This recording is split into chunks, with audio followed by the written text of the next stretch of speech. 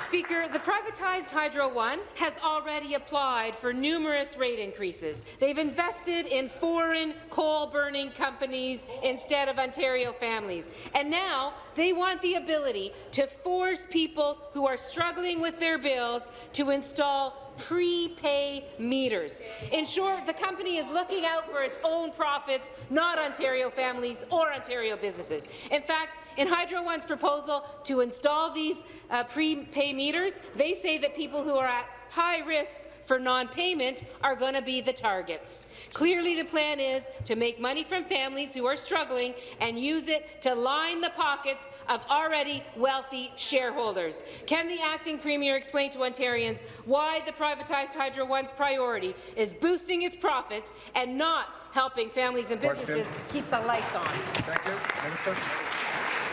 Thank you, Mr. Speaker.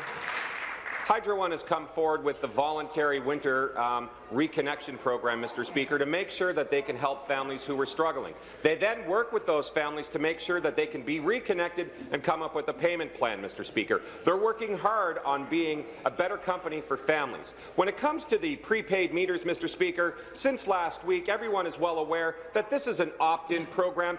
If it is even allowed, Mr. Speaker, by the OEB, the Ontario Energy Board is the entity that is quasi-judicial, will review the program, will review the application, and then make a decision based off of its review.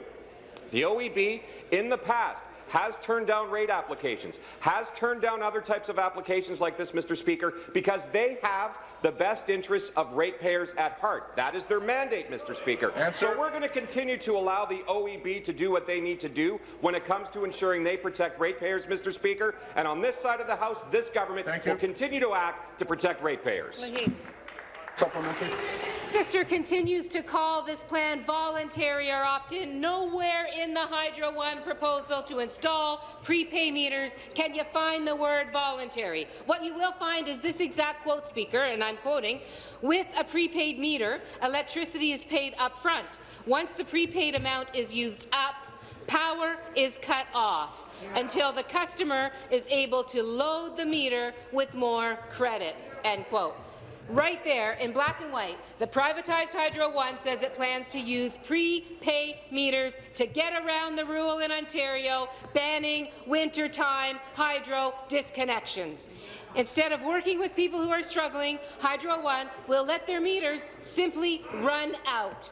Can the acting premier explain again why she thinks the privatized Hydro One is in the best interest of Ontarians? Be seated, please. Be seated, please. Thank you. Minister. Thank you, Mr. Speaker. There's a lot of assumptions being made by the third party when it comes to 2 paragraphs in a 2,000-page document, Mr. Speaker, when the company has even been on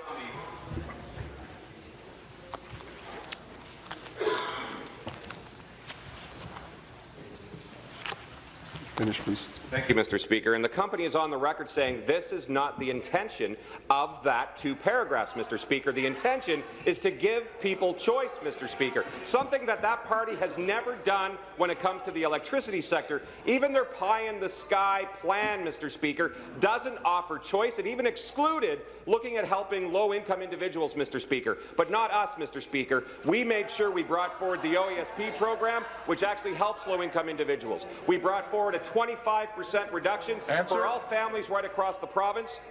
And the Hydro One R1 and R2 reduction, Mr. Speaker, according to the Fair Hydro Plan, can see a 40 to 50% reduction, Mr. Speaker. That is action helping people.